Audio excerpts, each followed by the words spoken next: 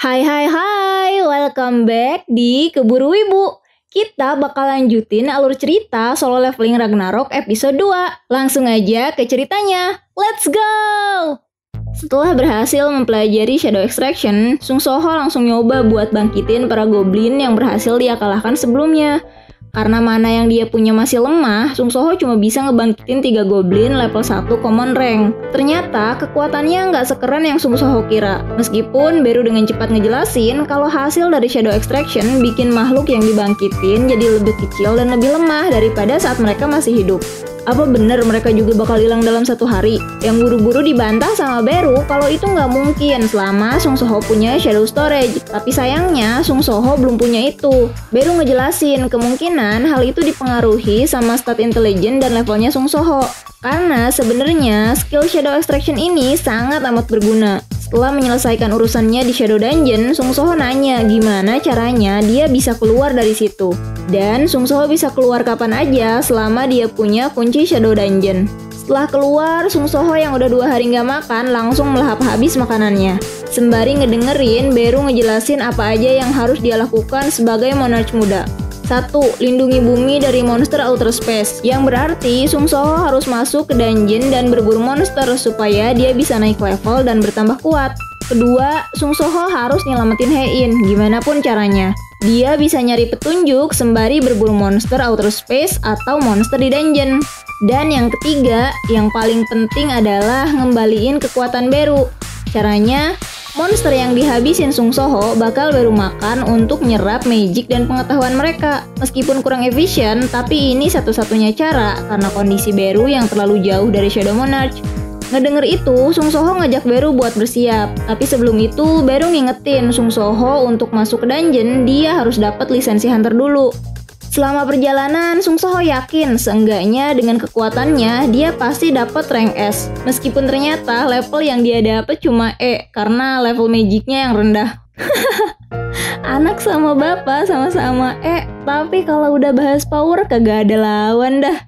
Dapat kenyataan kalau dia cuma level E bikin Sung Soho ngerasa ragu apa dia bisa buat ngelindungin bumi. Dan Beru yang nyoba buat ngehibur Sung Soho bilang kalau seenggaknya dia bisa naik level. Dan karena dia cuma fokus buat naikin stat kekuatan, wajar aja kalau stat magicnya rendah. Satu lagi dilema Sung Soho adalah jarang banget grup raid yang butuh hunter rank E. Tapi tiba-tiba dia keingat kalau raid sendiri dibagi beberapa divisi.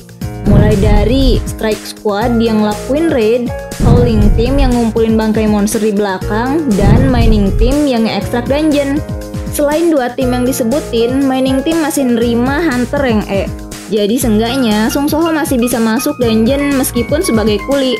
Di dalam dungeon, Sung Soho fokus buat manen batu mana. Untungnya dia punya kenalan.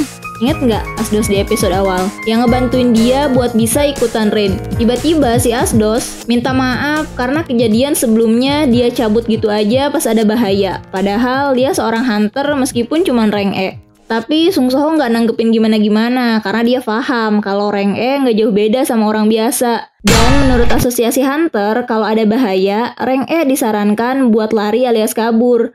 Karena ya nggak bakal ngebantu juga. Ngedenger kalau Sung Soho cuma rank E, Teh Alim kaget. Karena dia yakin sebelumnya dia ngelihat Sung Soho ngelawan beast monster sendirian. Ya mengejutkan juga seorang hunter rank E bisa ngelawan beast monster dan kembali dengan selamat. Bener, monarch muda emang luar biasa. Betapa kagetnya Teh Alim pas nengok kalau yang ngomong di sebelahnya adalah kepala Beru tanpa badan. Untung kagak ada jeroannya, bener disangka kuyang si Beru. Sung Soho nggak terlalu merhatiin reaksi Teh Alim dan nanya kenapa Beru ada di sini. Moners kecil sekarang masih selemah larva semut, jadi aku nggak tenang kalau aku nggak ikut mantau. Teh Alim yang ngelihat interaksi Beru dan Sung Soho langsung nanya, apa kamu seorang summoner? Kebanyakan hunter rank E nggak punya skill, kamu beruntung. Ngomong-ngomong aku juga punya skill running. Wah, pantas jago kabur. Wah si Sung Soho, mulutnya lemes banget anjir meski cuma canda. Sementara itu di tempat lain, para hunter divisi raid lagi ngebantai Steelfang Lycan. Di sini disebutnya Wolf Beast Monster. Saat tiba-tiba seorang dari mereka nemuin reruntuhan altar. Dan di tengah-tengahnya ada sebuah pedang. Salah seorang dari mereka yang kesenangan nemuin harta karun nyoba buat ngambil pedangnya sendiri. Meskipun udah coba buat ditahan sama anggota lainnya, tapi keserakahannya nggak bisa dibendung. Pada saat orang itu nyentuh pedangnya, dia ngerasain sensasi yang mengerikan.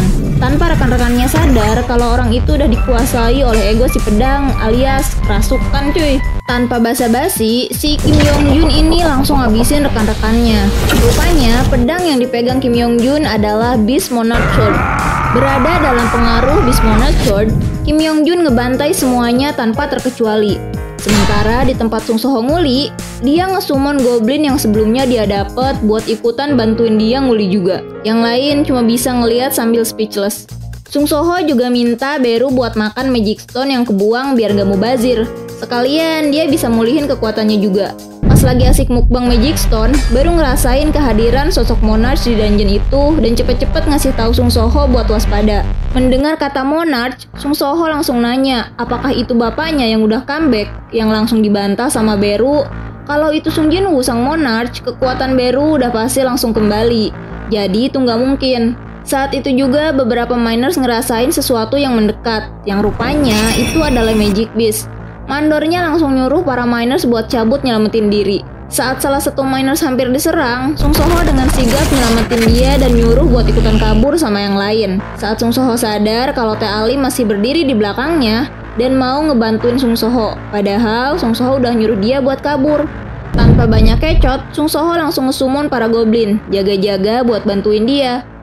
Sung Soho langsung nyerang mereka dan gak pakai susah. Satu Steel Fang jatuh dan langsung Sung Soho summon. Steel Fang yang udah jadi shadow army-nya Sung Soho langsung ikut nyerang Steel Fang lainnya. Satu persatu dibantai dan dibangkitkan hingga semua goblin tergantikan dengan Steel Fang Likan. Teh Alim yang lihat itu langsung nanya, kok bisa rank Sung Soho cuman padahal dia squad ini? Apa itu artinya dia fake ranker yang sengaja bohong soal ranknya? Saat Teh Alim masih menebak-nebak, Sung Soho nerima notif kalau dia dapat quest baru, yaitu buat ngalahin musuh yang jumlahnya cuma satu. Saat itu, Sung Soho ngerasain kedatangan seseorang. Teh Alim yang nggak tahu apa-apa, nyamperin orang yang baru datang itu karena dikiranya itu adalah hunter yang baru kembali dari raid. Saat tiba-tiba dia diserang. Untungnya Sung Soho langsung gercep nyelamatin. Kalau enggak, udah ngegelundung tuh palanya. Sung Soho langsung nyuruh shadow army-nya buat ngalihin perhatian saat dia nyelamatin Teh Alim ke tempat aman. Nama yang muncul di atas kepala hunter itu adalah Beast Likan Possess. Namanya berwarna merah pekat yang artinya dia sangat kuat. Energinya terlalu lemah buat seorang Monarch, tapi bukan berarti dia lawan yang mudah. Saat Sung Soho ngedenger itu, dia langsung ngeluarin semua senjata yang ada di inventorinya. Buat ngelawan Beast Likan ini, aku akan mengalahkan si Red Name ini dan jadi kuat lebih cepat. Beru merhatiin tekad Sung Soho yang sangat mirip dengan sang Monarch Sung Jinwoo dulu. Wujud aslinya adalah pedang. Jika tangannya dipisahkan dari tubuhnya, dia tidak akan bisa bergerak lagi. Meski sebelumnya para Shadow Army Sung Soho sudah ditebas, tapi mereka tetap bisa kembali dibangkitkan selama mananya cukup. Dan selain Sung Soho sendiri yang membatalkan pembangkitan mereka, maka mereka akan bisa terus ada. Meski begitu, Shadow Army Sung Soho lagi-lagi ditebas yang bikin Sung Soho kesel sendiri. Kenapa tetap lemah? Yang langsung dibantah oleh Beru kalau itu karena mana Sung Soho yang masih sedikit. Hama lemah sepertimu kenapa bisa menggunakan kekuatan Shadow Monarch? Berani-beraninya bilang darah daging sang Monarch dengan sebutan hama. Mendengar itu, Beast Likan langsung nyerang Sung Soho dengan ganas. Karena rupanya Sung Soho adalah keturunan dari musuh Feng Monarch, tuannya Beast Likan. Sung Soho menggunakan kekuatan ruler authority-nya untuk menggerakkan senjata dan langsung mengarahkannya pada Beast Likan.